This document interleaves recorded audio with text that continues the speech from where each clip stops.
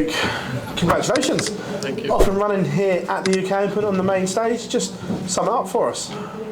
Just glad I got over the line in the end because James, he did start to come back, but I didn't worry about it until that last leg. Then I just said to myself, just get it over and done with. You came here last year as a Riley's qualifier and starting in round one here, obviously not knowing who you're going to play until the draw was done.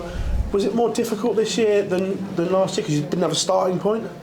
Not really, I just chilled out today, had a lie in, but like you said, last year was where it all started for me. I picked up my first prize money, $2,500, and then I go and reach the world final, put 200 grand on top of it, so it's just, this is where it all began for myself. When you look back now, that was your first ranking money that you'd won. I'm guessing you never imagined that you'd be sat here now in the position that you're in.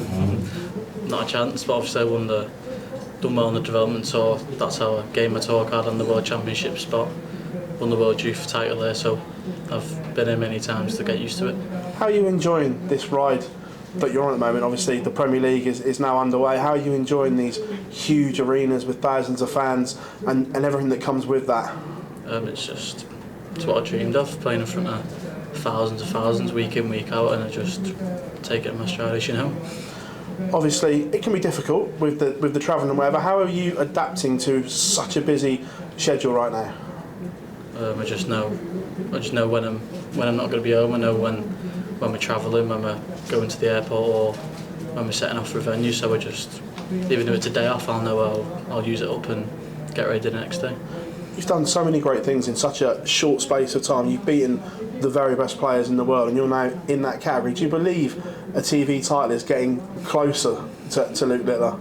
I've not even thought about that, but I know if my game's there, every game that I do play in, then I don't see why not. Last one from me. We've seen a change of equipment last night in the Premier League as well. You've gone from the dart that you kind of always used, the successful one. Talk us through why you've changed it up. I was just practicing at home. Target sent me my new darts, but at first I was throwing 24 gram. I was like, this ain't the right weight, so I changed them, went to the 23s, and I played well last night in my first game and not so well in the second. But yeah, it's just how I feel. I've tried my original darts in practice, but they weren't going well, and they were going well in practice, and so I took them on stage. Luke, congratulations. Thank you. Luke, you've not lost a lot of games in the PDC so far, but James Wade is one of the guys who have beaten you. Is that in your mind heading into this match when you knew that you drew James? Not really, as the draw was slowly starting to end. We still had Luke, Kezi, myself, but I don't mind who I play. The person who has beaten you the most is Michael Van Gerwen.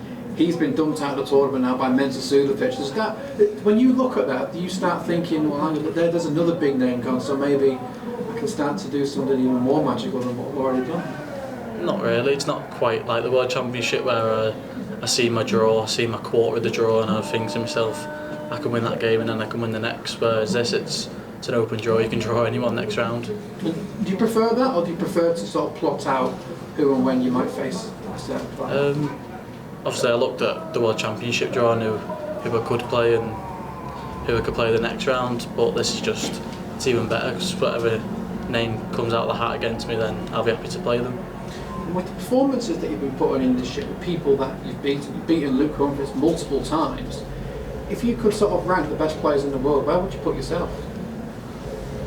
Not even thought about it. I'm just a 17-year-old kid doing what he loves. Luke, good luck for the rest of the tournament. Thank you. Thank you. Luke, you might not have seen, but following the Carabao Cup final, Liverpool, well, I know it's not your team, but a few of their top titles were calling the youngsters that came on and won that final for Liverpool, Liverpool's Littlers. How does that make you feel, that the impact that you've had not just on darts but sports in general, and you're getting compared to some of the highest paid footballers, sports stars in the world? I actually watched the final, and the young lads, they're doing well for themselves just like I am, but if they compare themselves to me, then they can do that. Do you mind that though? Do you mind that being a Man U fan? I've seen the Man U Liverpool rivalry. Do you mind Klopp sort of using you as sort of like said something to aspire to? I actually woke up and someone said that he mentioned me and compared me to his young lads. So I went online and just watched the video. Yeah, and how was it? 'Cause obviously, Klopp'S, Liverpool, you're a Man U fan. Is that good for you? So? I just watched the video, give it a like, and then I was going on to the next video. Just another day in the life of Blue Clipper. Literally. Just the final one. After Aspinall won the Premier League night yesterday, he said that you're potentially the best double 10 hitter of all time. You've obviously just played probably the best double 10 hitter of all time. What do you reckon of that statement? I actually used to just go for 32s, but obviously now I've been hitting a few ball finishes. But if I don't, I'll hit the 25, and then I'll always go 5 double 10 because that's what I like now. That one, I just want to say that 120 was absolutely outrageous. What was going through your head going for that? I was saying to myself, if it goes below the wire, obviously I'm going to go ball. I'm not moving over. I'm just going to keep my rhythm going, and then if it does land on the top wire, then try and fit it in. Thank you very much, Luke. Congratulations. Good. Cheers, Lee. Thank you. Thanks, everyone.